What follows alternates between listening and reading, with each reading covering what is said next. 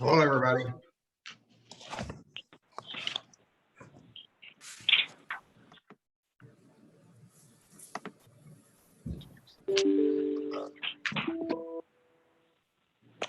Here's a partial one. All right, thank you. All right, so I show 10 o'clock. We ready to get rolling? Let's see, we don't have, there's Eddie, or Commissioner Jones, Commissioner Hardeman, Commissioner Parker's not seeing him.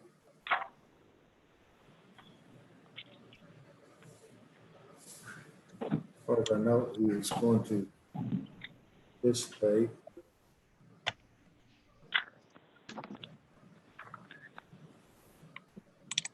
Hi, Eddie. Hey,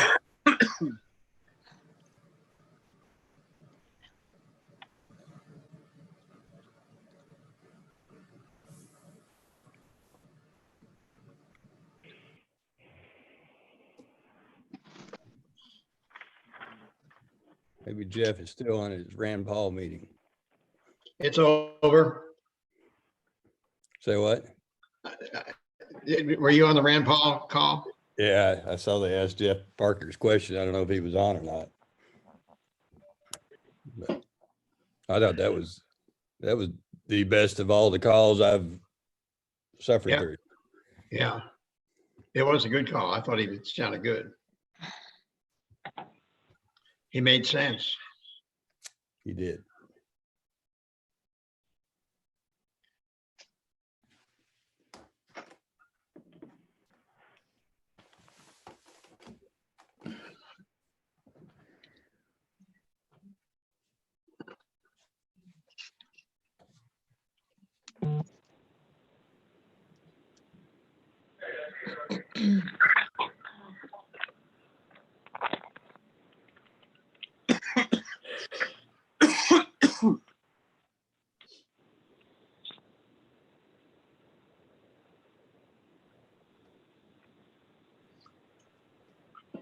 Please tell Steve the judge cannot unmute himself. Yes.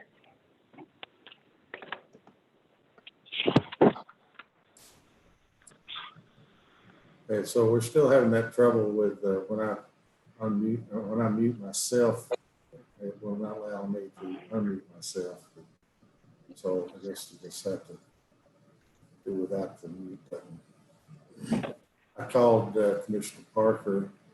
He's attempting to access the program.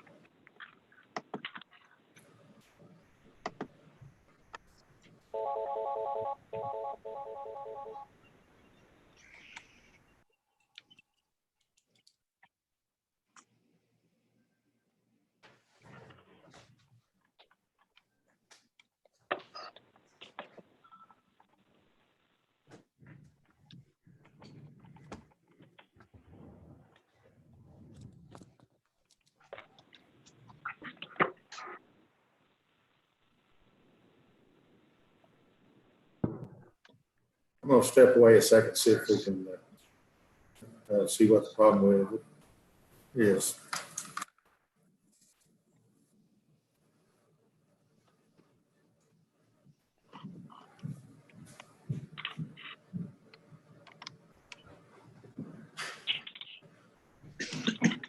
try and get a hold of Jeff and see if he can walk him through. I don't know what's going on. Okay. We can't even get everybody on the cut.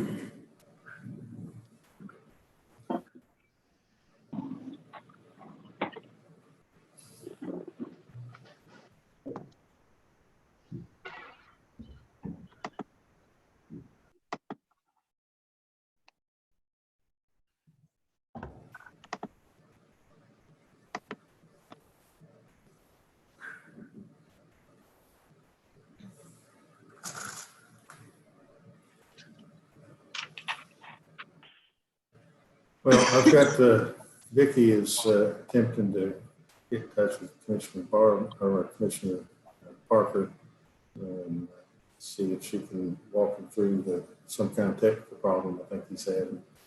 But we'll go ahead and just get started with some open matters.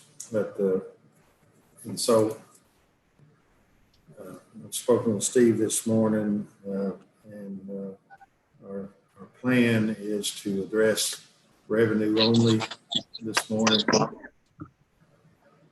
and to leave expenditures alone for now.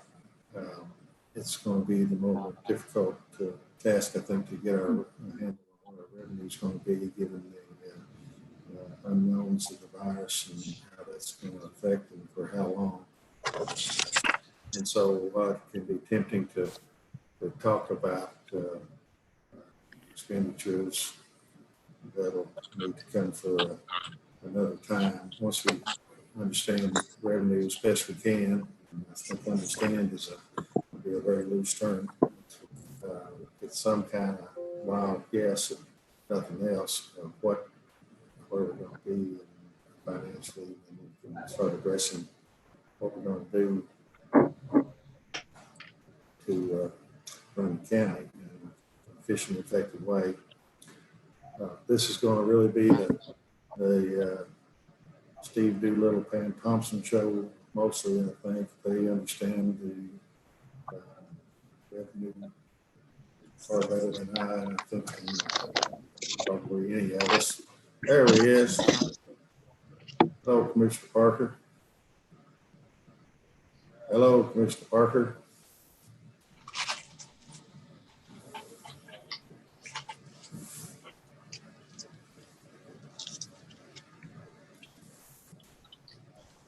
Have y'all been able to hear me?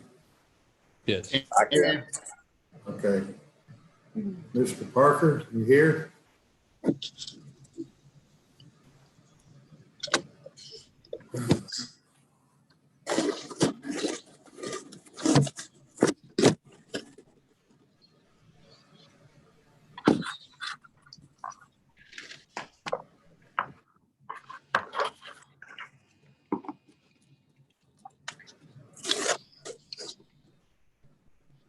Oops.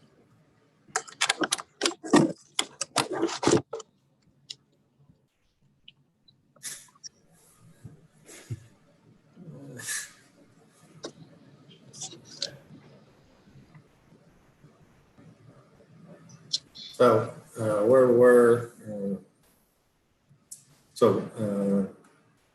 Mr. Doolittle and Ms. Thompson have been working through this. They're the professionals in this area, and so we'll turn it over to them to let them kind of walk us through what they think the forecast is, and what some things that we have a good grasp on as far as revenue, some we really do not, and how we're going to address that. We didn't really set a time limitation or goal for the meeting, but hopefully we can use our time efficiently. If is there anybody that has a time crunch, needs to be gone by say 11:30? everybody can work up to that point. I don't know if it'll be that long or not, but we'll try to stay within that perhaps. So, still don't have Commissioner Parker back with us. I think all we can do is just start rolling on. I believe he'll join us here shortly. Are you recording this, Steve? Yes, we are. Okay, so we've got it recorded. Matt, Sheriff Carter, I see you've got yourself muted. See if you can unmute yourself. This is a test. Can't do it. Okay. So what we're going to do is, I think maybe Doolittle can unmute. I guess what we're going to have to do, some signal or something. If you are muted, you cannot unmute yourself. We've got a glitch in our program somewhere or another. So we need to either not unmute, or if you want to mute and then give a signal or something, you can do the chat button, assume it works. Hit the chat button to Steve and he can unmute you. We'll just work through it best we can. So, Doolittle, Ms. Thompson, it's all yours.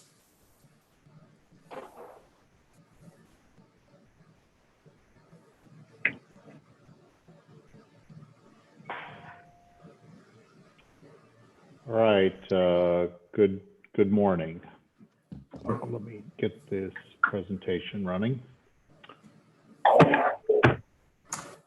All right. First, a couple of basic things of what this process is going to look at.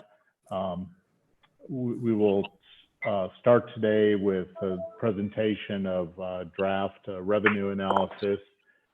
We will take the next month or 5 weeks to do a series of major department workshops. Given the awkwardness of the platform, we will probably not march every department in front of you. We certainly will do the bigs, the sheriff, the jail, the clerk, and the road department. The other smaller departments that fall under the judge's purview, will combine those into one, and we won't bring all those folks in front of you, but we'll certainly bring their budgets in front of you. We really need to get this ordinance introduced sometime as early as May 26th, and probably no later than June 8th. That may require a called meeting at some point. We have to send our budget off to the Department of Local Government for their approval. Last year, that process went very well. That was just took a matter of a few days, and we had turnaround on that. And then we project right now we will adopt this budget at the last fiscal court meeting in June, so shooting for June 22nd. Budget, our second reading has to be prior to July 1st. Any questions about that?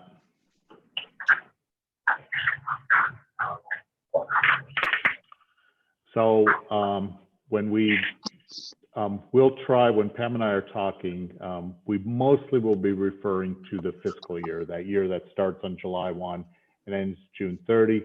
Some of our numbers and some of our analyses tend to get talked about in terms of a calendar year, but most of the time we'll talk about it in terms of a fiscal year. And then sometimes in our documents, you see fiscal year either represented as an FY20/21, but it means the same thing as FY21. And of course, when we talk budget, people tend to think about the spending or the appropriation side of the budget, but the budget has two components. It has revenue and it has appropriation. So sometimes when we say budget, the context can mean the getting the money side, and sometimes the context means the spending the money side. So, Mr. Doolittle, yep, I have a text from WPSD that it's hard for them to read what's on the screen. I don't know if there's anything. it's hard to read what's on the screen. It's hard to read on our screen. So It's fine on mine. Computer. Looks good on mine. Let me check YouTube. Are they on an iPhone or are they on a computer? We really don't have any. I think I can see what the problem is. Let me share a different screen with them. This will probably help them. All right, so let's back Steve, up. Steve, can I ask you a quick question? Can you give us authorization to record this? I tried to record it and said I need authorization.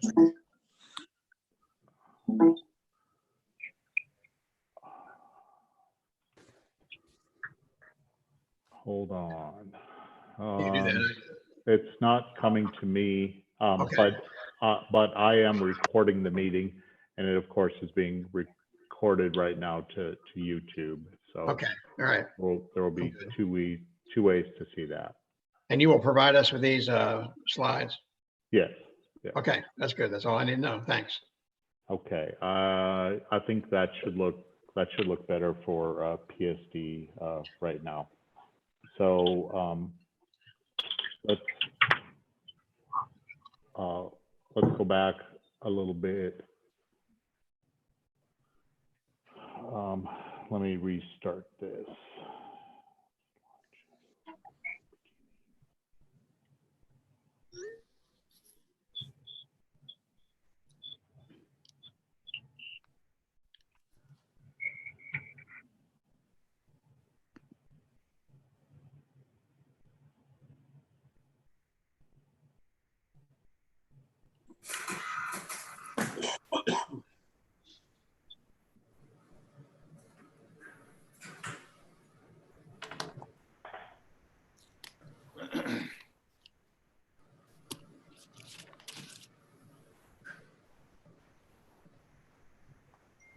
Hang on, I have to switch my screens around. TV saying it's just a little small for text. Yeah. Well, they're saying it should be good for now, but a copy later would be better. So we can send them a copy. I think I know what was going on. So give me a second here from the beginning. Okay.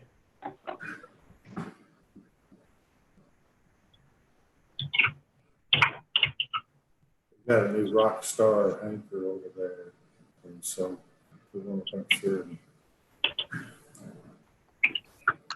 get this done.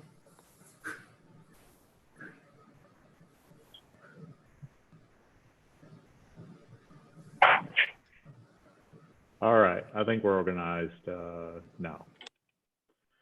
All right, that should probably look better for everybody. Good job, Kenneth. Thank you.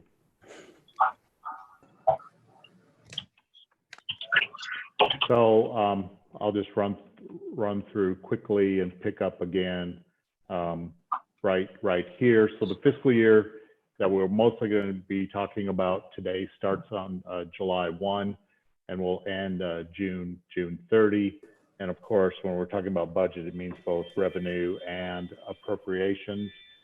And today we will be focusing on the revenue side.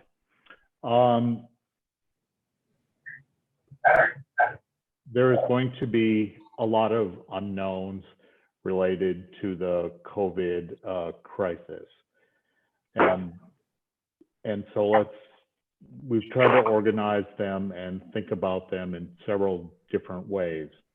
Even though we're talking about revenue, I think it's important to note that right now, insofar as the county is concerned, on the dollars we are spending on COVID, it's insignificant. We're not buying a lot of supplies. We're not incurring a lot of overtime.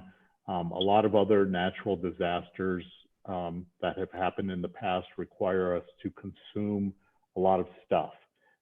That is not happening in this particular crisis. The response so far for those things have been happening primarily from state and federal government. So that part has been good for us, that we're not spending a lot of money responding to it. However, what's unusual about this as relates to other natural disasters, it may not impact our revenue so much, but will cause us to spend a lot of money. This thing is sort of the opposite. It's not requiring us to spend a lot of money, but we do think it's going to affect our revenue. And there are timing impacts with this.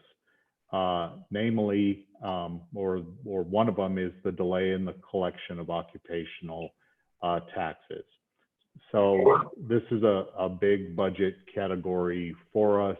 It's one of the big three areas that we collect taxes on, and occupational taxes are comprised of both the 1% tax on payroll and the 1% tax on net profits.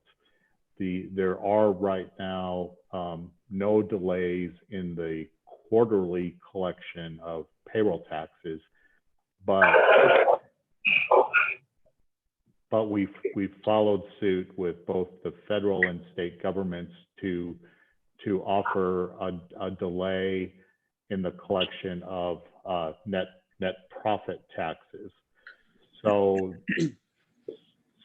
part of our tax that we were ordinarily would have collected all of, or nearly all of, by April of the current fiscal year are actually going to slide into 2021.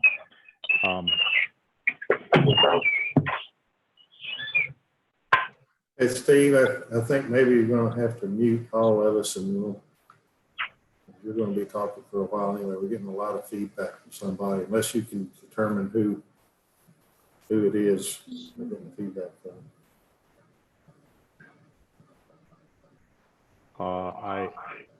I actually don't know where that's coming from, but let me. So if you can self-mute, and then I will unmute you as need be. So part of our 2019. So there's a year delay in the net profits tax. So the net profits we ordinarily collect or are due by April 15th of this year actually relate to net profits that happened in the previous calendar year. So just like how your federal taxes are due in April for the prior calendar year, it works the same for us. But since those deadlines have been moved into July, we know that, and we have a slide for this to show you that impact. Some of our dollars are going to slide into next year.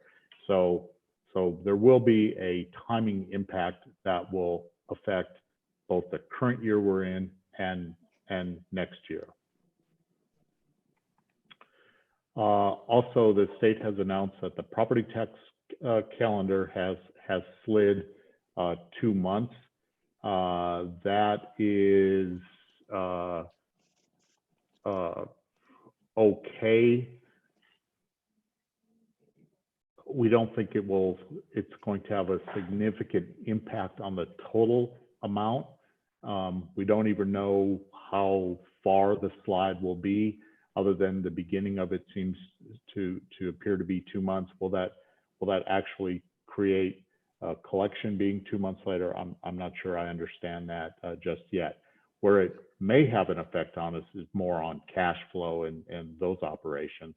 but at this point, we're not expecting a significant decline in property taxes. All right. So now I seem to be frozen. Here we go.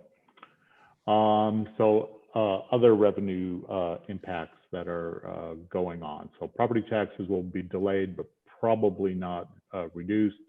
Occupational taxes, the impact that is happening right now actually affects us in the first quarter of the next fiscal year. So in the first quarter of this calendar year, or the months of January, February, and March, there doesn't seem to be much impact. So the last part of March is when the stay-at-home orders and the closing of all but essential businesses started in mid-March. So we will begin to have a little bit of impact from that quarter that falls in this next fiscal year. But the bigger impact is actually the last quarter of our fiscal year, the second quarter of the calendar year. Those collections don't happen. So April, May, and June, the collection doesn't happen until July. So that falls into the next fiscal year. And so this is where the predicting and the guessing gets into effect. There is a delay in unemployment numbers, but we did see in March for McCracken County, unemployment went up a full percentage point. A 1% increase doesn't sound like a lot, but as a percentage, that feels more like a 20% increase in the unemployment numbers in a county that had an unemployment rate that was above the state average and above the national average. So that could be significant for us. Here we go. Net profits, or let's finish up with payroll. So we're taking a stab at a guess for next year that our payroll tax collection will decline by $400,000, and this is based on that we will see return to work start again in May. If they do not start in May, again, we will have to revise this again. So this decline we're predicting is somewhat fluid because we don't exactly know when exactly the go back to work and when the rebound will begin. We will get our first hint in July when we collect the quarter for April, May, and June. So going back to what the judge was saying earlier, or a prior conversation Pam and I had with the judge, is that unlike previous years where the guesses we make are based on prior years, we're in a new situation. And so the next fiscal year will be waiting on every month and every quarter to see what comes in, and we're going to have to remain rather nimble and react to the numbers that we're seeing coming in. Obviously, we think there's going to be corresponding with a decline in payroll tax as businesses have been forced to close, as they have seen declines in revenue. That's going to obviously eventually come back to us as a reduction in net profits. And so the predicted decline of that number right now is seeing that number decline by $900,000. So the combined impact, we think currently, of occupational taxes is about 20% on the entire year. We're going to also see a reduction in county road aid. These are the funds that we get from the state that are collected at the gas pump. These are gasoline taxes. The state has sent us an advisory that we can plan on seeing a 12% decline in road aid coming to us next year. The longer this drags out, obviously that one is subject to change as well. So let's go back to occupational taxes. There's a historical perspective of what we have been collecting. And if you look at the bottom line, the one marked 2020, you will see that so far this year, we've collected $4.2 million in payroll taxes. This was through, Pam, did we run these yesterday? I think these were Yes. yesterday's numbers. And net profit collection as of yesterday was a little over 1.2 million as compared to last year for the entire year of 1.7, the year before that 1.8. This is where we don't know how much we're going to collect yet this fiscal year. So there's kind of a good news, bad news on this number. We've collected 1.2, that's good, but our deadline for collecting the net profits number is now backed up to July 15th. So we're in our total collection right now at 5.4 million combined payroll and net profits. The majority of that is coming right now from net profits. So we're predicting that that most of that number that is left, and a little bit is trickling in all the time, but a lot of that number people will bring in at the last minute, we think in July. So those numbers, we will continually be, we're monitoring these numbers closely, and we will be updating that continuously. But this is the collection of occupational taxes are the single biggest category of taxes that we collect. Let's see, this is touchy. So generally, when you look at our revenue budget, the pie chart shows where most of our money comes from. So when we put all the fees together that we get from the sheriff and clerk and other sources, it's about 32% of the budget. Property tax and occupational taxes are another roughly 23% of the budget, and then everything else trails down rather significantly. So when you see a piece of the pie that's as big as almost 25% of the budget, any decline in that is going to have an eventual impact on our budget. And then same with then when you look at that breakdown in fees from the previous pie, the 32%, when you look at how the fees breaks down, you can see that significantly comes from the jail, the sheriff, and the county clerk. Everything else is rather insignificant in our budget. Property taxes, when we talk property taxes, the conversation is certainly with the public tends to focus on the tax on real estate, but it also includes motor vehicle, bank franchise, and then various payments we get in lieu of taxes from both TVA and Paducah Power, and those small things contribute to our entire tax load. Just a note to finish about property taxes and how those are done.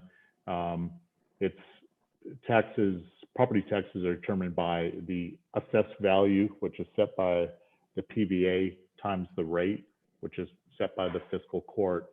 That equals revenue. And the rate part is variable, but House Bill 44 caps how much you can change the rate so that you can only increase revenue by 4%.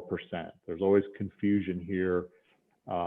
Folks tend to think when we say we're adjusting taxes 4% that that's in the rate. That's not actually the case. It's in the revenue.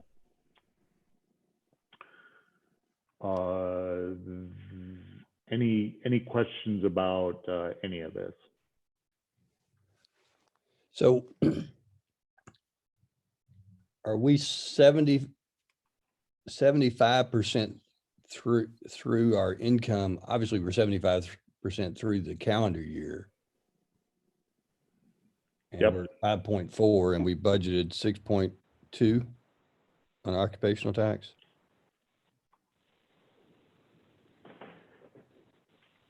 Pam, what was our budget number for this year? Yeah, Eddie's right. It was 6.2 budget number. 6.2, yep. So we would, ordinarily, we would be sitting right here thinking we just have most of our money in. We should be at, 90% or more of that number right now.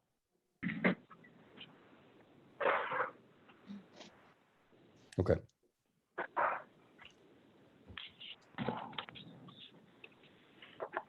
Any other questions about that?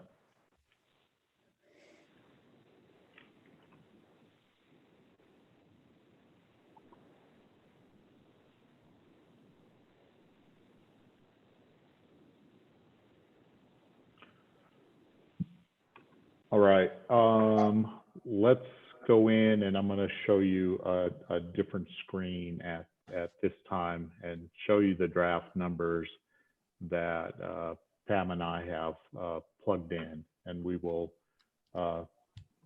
send these to you by email. Does everybody see the spreadsheet? It may be a little bit hard to read.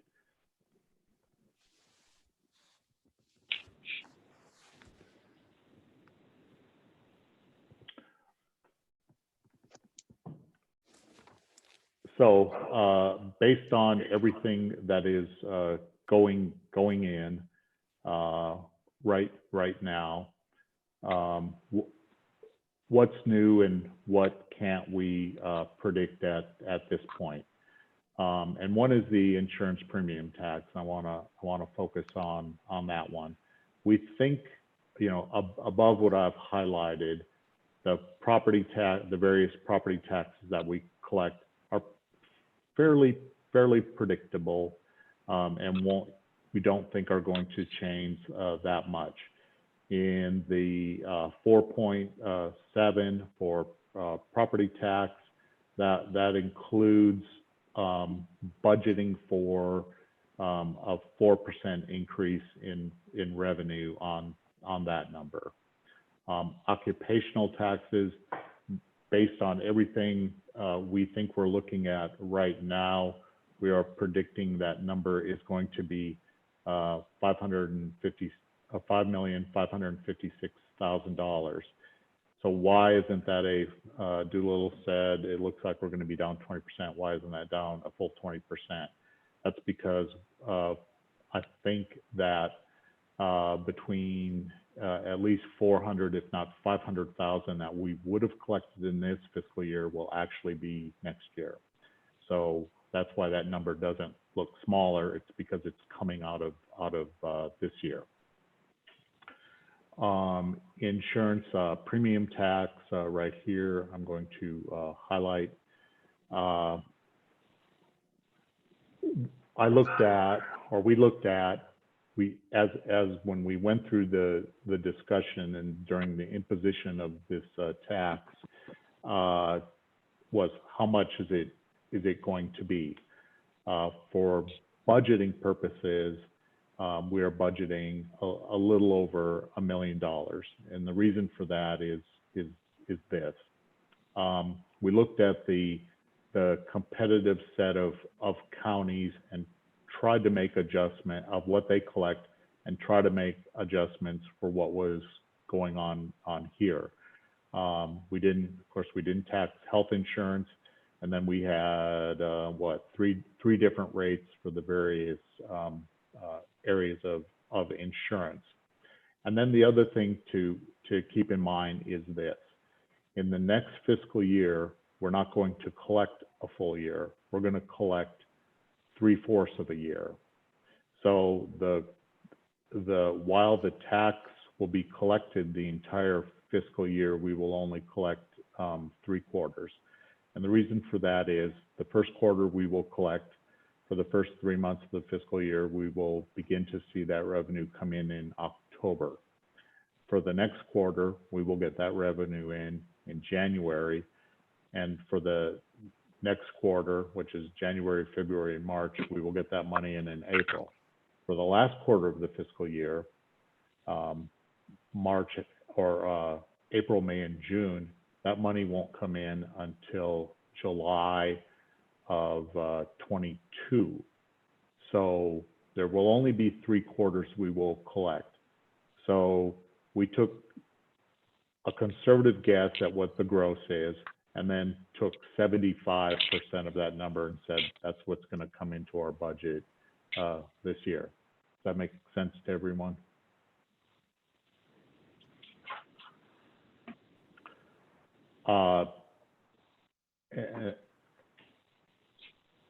And then we took, for the balance of the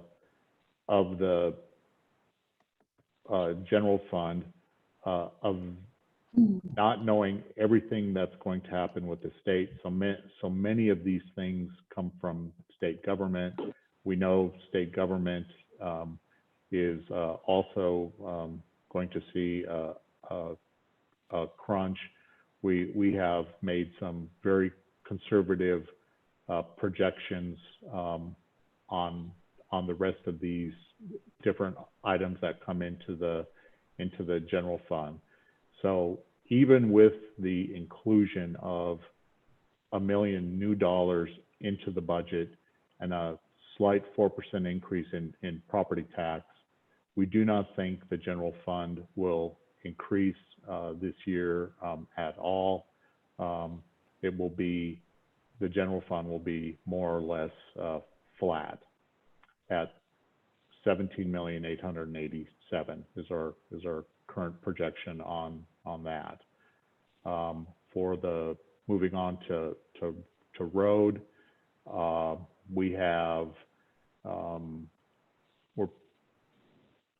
continually looking at this. We've collected almost 1.8 this year with a quarter to go on our books. With most of the revenue that comes into our fund comes from gasoline taxes. As the longer the COVID crisis goes and the less people travel, that impact will continue to get larger. Then we have what is new in our budget is the Milton Road project. We received those funds, signed that contract with the state. We're in design for that right now. That will go out to bids sometime this summer, and ideally we'll start construction on that later this fall. So we think the road department will be flat. This is busy, so let me hide some of these old numbers. This is what the jailer submitted for his fees. Again, watching that carefully, as we're certainly going to see an impact in what we budgeted this year, just because of the decline in prisoners in the jail. That will probably continue. Don't know exactly when that is is going to change. If there is something good about that, about loss of revenue in the jail, is probably loss of consumables as well. Eating less, using less medical, and all those sorts of things. We will continue to look at what the jailer submitted the 1st of April and continue to work on that and make adjustments to that number. That could very well go down. Sheriff fees, I think we just plugged in a flat number. We've collected from the sheriff so far 1.6 million in his fees. We're just projecting that to be the same as what we budgeted this year. Just so it didn't skew our numbers, moving on to transient room revenue, this is going to change. Obviously, it's going to have to. We added an additional 4% to our stream. I think we're actually going to have a much bigger number in here, but for the purpose of this, I wanted to have an apples to apple comparison of last year, and I didn't want this year to look inflated, and it all be because of transient room tax. The transient room tax situation right now, the impact is hitting this year. Ordinarily, March is when the season starts. April, traditionally one of our best collection months of the year because of the quilt show. We'll continue to see steep declines in those collections for transient room tax. Hopefully for the next fiscal year, those will rebound to normal. So we think a normal year with a 6% tax rate is about $2.1 million. At the full 10%, if everything returns to normal by July 1, we will adjust that number based on that, and we'll see that go to probably at least $3 million, 3 to 3.2 million on that. So yes. So 4% of that is actually the result of a city tax and not a county tax. Is the auditor going to want us to separate that since that's technically not our money? What's on our books is what we collect and what we distribute. We write a check for that, so it runs through our budget. Okay. So years ago, the county didn't budget anything for transient room tax and just collected and did distributions, and it was a result of an audit comment that made us put it on budget. So everything in our budget, a lot of things on here are just pass-throughs, and same with transient tax. And even though that collection, that money is directly for the city, we do collect it and we do write a check for it, and the fiscal court does approve it. Okay. But that's why I chose to show it like this, because it's a much bigger number than it used to be when it was. This is kind of just the county portion only. So when we get the final budget, that will change. As I get down to the bottom of this, I think what is going to happen is it's going to be a very austere year. As we entered the budget season last year and introduced the budget, we were focused on the declining fund balance position and built our budget strategy around responding to that, eventually significantly implementing the tax for insurance premiums, and thought that the current fiscal year would be the last year of big deficits, and then our rebound year would be in fiscal year 21. That is not going to be the case. I think we have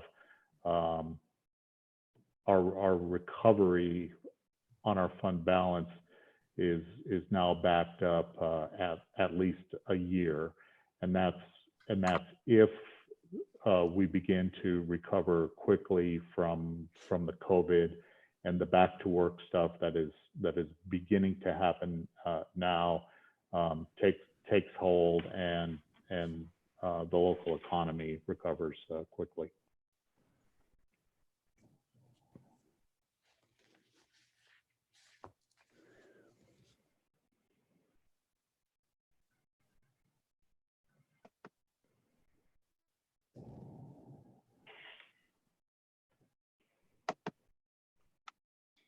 Steve, I think you have everybody muted, so I don't think they can comment.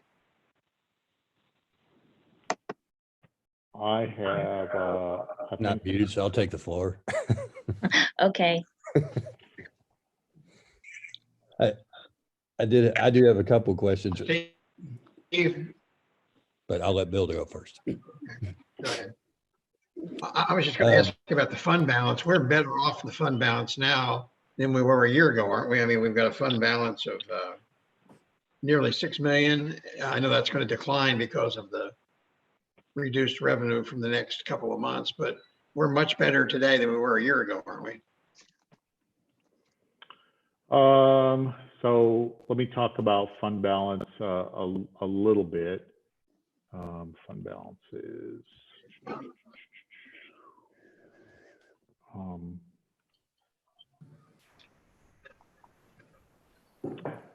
If we were in the situation we were 2 years ago and we had less than 1 million, we'd really be in trouble. But I think now we're, we're up that I think we can at least weather the storm as long as it doesn't continue to blow. our fund balance after the fiscal year 2019 was 2.5 million, and then we did another planned deficit spend of $900,000. Those things have been changing throughout the fiscal year. Obviously, there was the inventory tax, and also there was a lot more situational awareness of the, as Eddie called it, the iceberg coming, and steering away from that. So we deferred as many capital projects. We didn't buy nearly as many cars as we really need to, and deferred and delayed most things. And then we also passed a very austere budget last year. There was across the board, it averaged about 5%.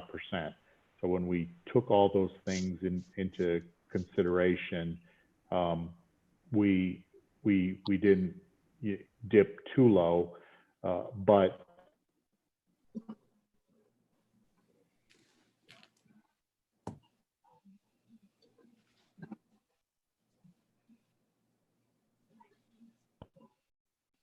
I think I'm back. Steve, are you still there? I'm still here. Okay. My internet. Anyway, we're better off connection than we runs were because of all those actions. We're Okay, better thank you. off than we were. I think we were on the road to healthy recovery, and then COVID hit, and I think it's going to punch a hole mostly in our occupational taxes.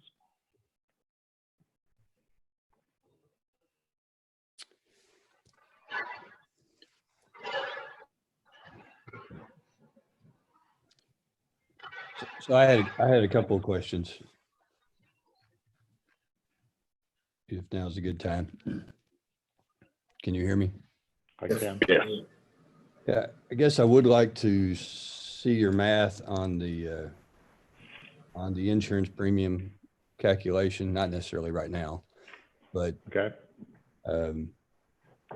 I guess in my mind, I was hopeful for a bigger revenue or a larger amount of revenue from that. And I guess I just kind of want to compare that number. I get what you're saying is that whatever it is we're only going to get 75% of it in this Right. next year. I think when the fiscal court was talking about it, the impact was on a regular annual basis.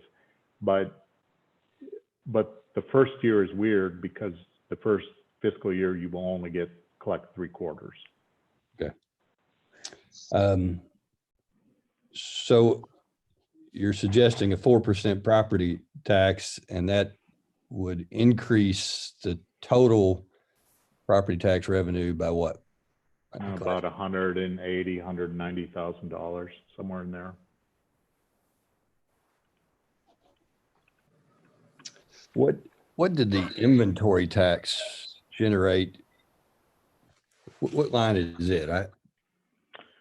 It is combined in with that top line. We have debated splitting some of these out, but many of these lines are combined with other taxes. And I will have to get you the recapitulation report from the sheriff. But Pam, I'm going to say it was right at 330 to 340,000. It was right what we thought.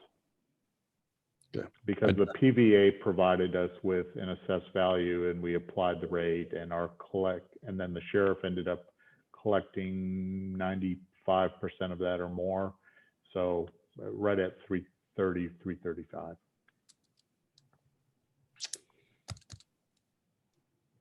I would be interested in knowing how the Paducah Power, last year, I think our TVA in lieu of tax was higher than we thought. And we were happy to see that. That was a result of the state reassessing TVA facilities across the state. I would have interest in looking at the Paducah Power in lieu of tax calculation and how, I guess last year, I didn't know enough to ask that. I don't know who does that. Is that totally the PVA? So the state called the office and asked us some questions about location of certain electrical facilities. And I know they did. I know they did the TVA calculations. I don't know if they do the Paducah Power ones or if the local PVA does those. I suspect it's the state though. I'd like to know more about that in the coming days. So I'll ask about that later.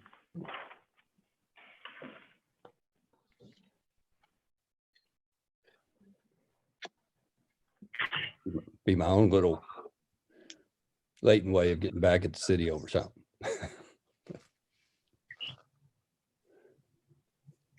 If I could comment on the jail population, if that would help you all. Right now, we're at the percentages of paying inmates that we have strived to get to. Now, whether this is going to stay that way or not, I can't tell you. Our county inmates have gone down from about 300 to 286 as today. Our state inmates have dropped from about 275 to 300 down to 249 today. I expect to lose another 9 this week, but other than that, I think it's going to stay pretty steady in the 240, 250 range. About 3/4 of our inmates now are paying rather than costing us money. So financially, we're in the spot where we want to be as far as the jail goes. Yeah, yes, some of the paying inmates have gone out, but our non-paying inmates are not here. So that's helped us a bunch. David, can you tell me that county, so that's the county inmate number. It went from where to where? We averaged about 280 to 300 on county inmates. Right now we have 86. Wow. Oh, that's good news. It's huge. Yes. Hopefully some of these practices will stay in place once this COVID thing lifts some, but I can't forecast that, obviously. I don't know if you know this or not. Is there any recidivism? Anybody that was let out on the local bonds, have any come back in, or very many? You may not know that. I haven't heard, no. You haven't noticed that somebody came back in 2 days after they paid bond. That's good news. Not at all.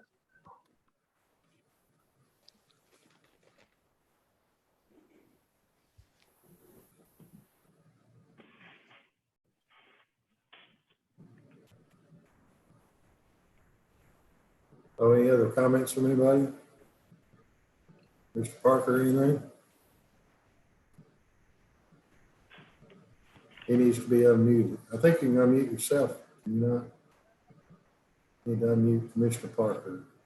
I think I got it now. There you go. Thank you, Mr. Doolittle. What do you, I mean, when will we have a better grip? Will we know anything at all on the insurance money before October, or, I mean, can you get any type of read on it? No, it's collected quarterly, and it's also based on what the insurance company collected. So it's going to take us, I think, a full 4 quarters to understand the real impact, because of both what the rate yields and also get an idea, and we'll go through the complete cycle of how customers pay the insurance company. So if, like, I think, like I have a friend of mine I know in town that pays all their insurances annually. So if they pay all their premiums in June of this year and our collection doesn't start until July, I don't know that we'll collect anything on that particular person until a whole year cycle goes on. So presuming most people pay monthly or quarterly, then we'll collect, you know, at near most. But I think if there are some of those are on annual collections that occur before our collection period starts, I don't know that we'll get anything off of those. Well, I know For at Greg least a Terry year. told me in Carlisle County that he thought they'd made a bad mistake on the first quarter when they got their first payment. But after that, it's went up quite a bit, and by the time they got around to the 3rd or 4th quarter, it's like triple or quadruple from what it started out at. So Yeah, I think we're doing a good job being conservative. I think it's a conservative estimate, and that's what we need to do on the insurance, because again, we won't know for really over a year. Could be 15 months before we really know what the total impact's going to be. Correct.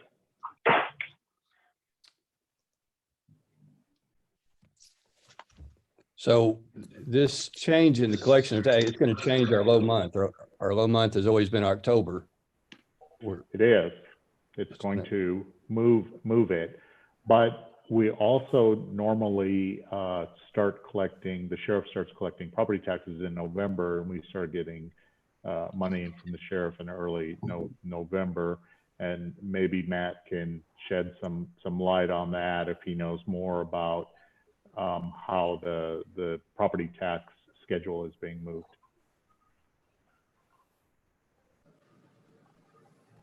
Yeah, they may still be payable in November. Depends when the bill goes out. So it's what they did, Steve. Instead of sending the bills out in October, you're going to send them out in or September, October. They'll go out in November, December. Is that, or the sheriff's on now? Sorry, go ahead. Well, that's fine. The only thing that we've gotten word so far is that the collection deadline has been extended a month.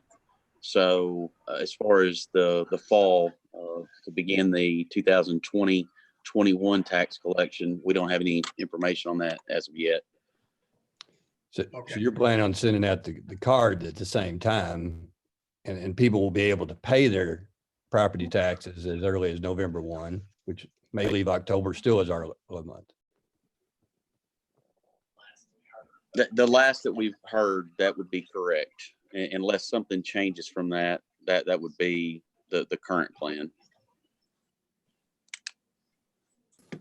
So the delay is in the collecting of what's due now. It's been extended, but next year's has not been extended yet. Is that what you're saying? Correct. Okay. I know we're just a little over 97% collected for the 1920 tax season. Good. That's a pretty good rate. What about the county clerk revenue?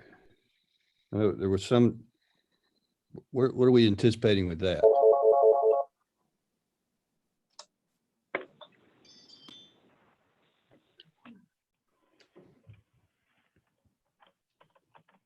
that was gonna go up by more than double, wasn't it, Steve?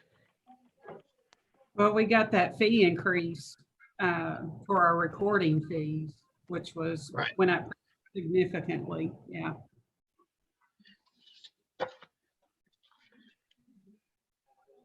Steve, how much have you increased revenue from the clerk's office in next year's budget?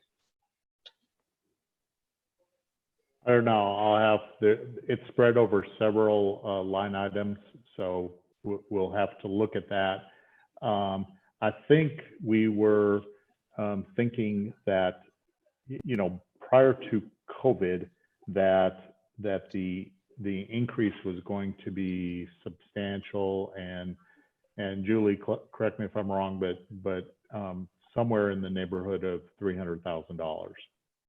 Yeah, that's correct. I know the only numbers that we've compared so far was just our January numbers. And we were up about $30,000 for that month. So of course you spread, and normally January is not one of our higher months for recording. So, you spread that out over 12 months. Yeah, I'm thinking it could be $350,000. Steve, last year, in this year's budget, we have 1.65 million from clerk fees. What did you budget for next year? I don't know. We presented different in different documents, and in the spreadsheet we have that spread among several line items. So I'll have to when we get done, I'll have to find all those line items and add that up. Okay.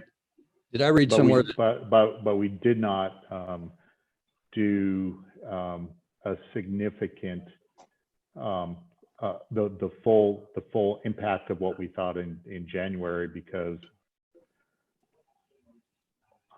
we just don't know yet.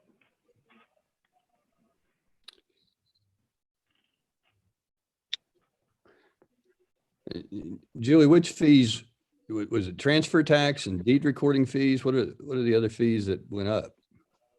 Well, transfer tax did not, it's still the same. But recording fees on every document that we have went up except for state tax liens and state tax lien releases. But every other document that we record went up. Wow, and that made $30,000 difference in a month. Yeah. Well, and marriage license also went up, and plat recordings went up. But, and of course now, with the rates so low, I mean, even with, all of this with COVID, we're still recording a lot of documents. Steve, something else you and I have talked about, I think, informally, and I know you're busy with an awful lot of stuff. Can we take a look at our fees for alcohol licenses and our fees for zoning and building and inspection? And we've talked about taking a look at those and bringing them more in line for, I don't think they've been touched for years and years. We've talked a little bit about that. Is that something we can come up with a new fee schedule to be more in line of what it costs us to provide those services? Probably the one that's, so when you asked about this, I sent you all out a memo, and this would have been in February or March. In terms of, so like zoning was like $25,000, building and electrical, it was like $135,000. The one that is relative to communities around us in the city of Paducah, where we were very low, is alcohol beverage. I think our total take on alcohol beverage licensing is around $12,000. There's not only that, but our ordinance does not allow for prorating. So we sold, or the clerk sold a license to somebody in December for a restaurant, had to pay for the entire year, and then their license was due again in January. So or maybe this happened in November, but the point was they had to pay a full year for a couple months and then had to renew it again a couple months later for the full year. So the state will actually prorate, and other localities will prorate those licenses. So I think there's a couple things we need to look at. And I think if I'm recalling what Lynn told me, we several years ago lost our ability to adjust those at will, and I think now there's the state law puts some caps on how quickly you can increase alcohol beverage fees, and maybe Julie knows a little bit more about that. But building inspection fees, can we take a look at those too? We can. What the state law on building electric fees are is that that we can adjust our fee schedule to pay for the service.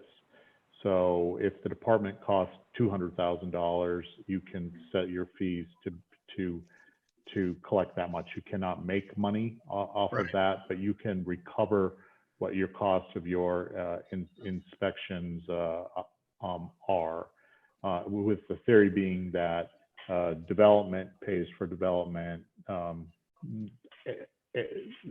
versus the entire county subsidizing the cost for developers and builders. Right. I'd like to take a look at that when you get a minute, Steve. I know you're awful busy on stuff, but something I think we've talked about for a while, that maybe we can look at. Last year, we budgeted $200,000 for AOC's space rental. Did I see that they're going to reduce that?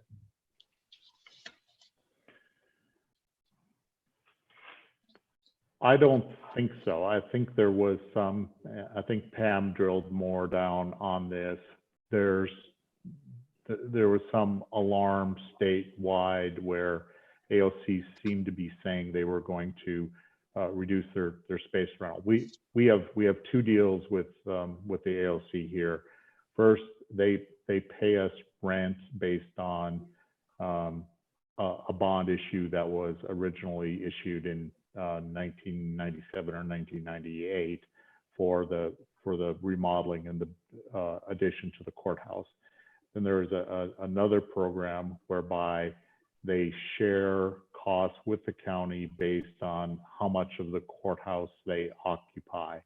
And I think our number here is, Pam, I want to say 49% is the courts. And so they pay their share of insurance and their share of utilities, and there's a few other things that go on to that pile. And I think there was some statewide email that went out that was more addressing how they do that on standalone facilities, like judicial centers. But our situation is a little bit different here since we have a combined center. At least that was my recollection when we went through that, Pam. Yes, that's correct. So I don't think we're going to. I have not heard where we are going to see a decline in that cost sharing for utilities and cleaning and other things. So do they pay the courthouse addition bond in entirety? No, their share. I guess I don't understand where that income comes in. The income from the debt payments is going to be recorded in debt fund, which is 99.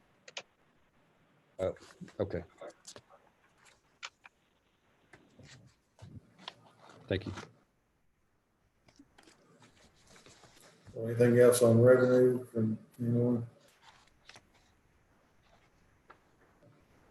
So we can address questions later, send them to Steve or me or Pam, all of the above. We do need to set a schedule for our next several meetings, because the reason why we couldn't do Tuesdays at 10 o'clock. The next several Tuesdays, May 5, May 12, May 19. Anybody have a conflict? I'm looking, Judge. Okay.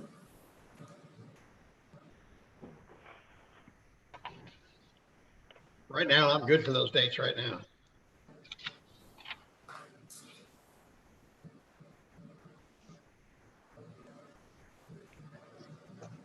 I can make all those dates work. Yeah. What about you, Commissioner Parker?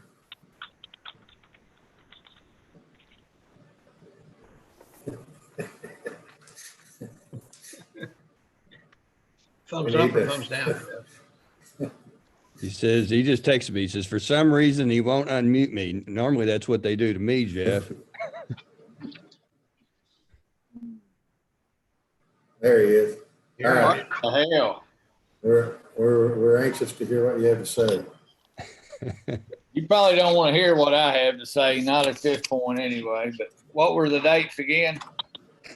May 5, May 12, May 19, all Tuesdays. 5, May 12. May 12. Yeah, I'm good on all those. Will we get margaritas on May 5? Sure, let's use that damn fee we paid and bought all them licenses for. We can't sell any alcohol right now. All right, so it looks like everybody else good for May So 5, far, right now 12, it's good. 19. Okay, well, right now is what we're talking about, so we're locking in then for Good. 10 o'clock on those days. Oh, we Will lost. something be sent out so that we know what days, like each department's supposed to present their budget?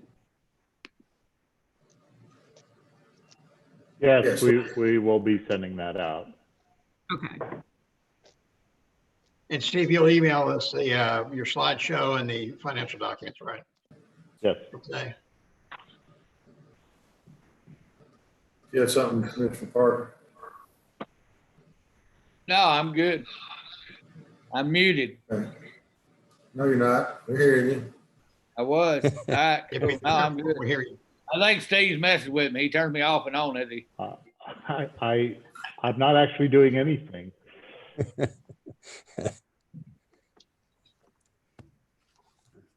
All right, anybody else have anything? We'll close it down if not. Fascinating All morning. right. All right. Thank you, everyone. I guess I need a motion to adjourn. So move. Second. On favor, aye. All right. Opposed, no. All right, we're adjourned. All right. See you.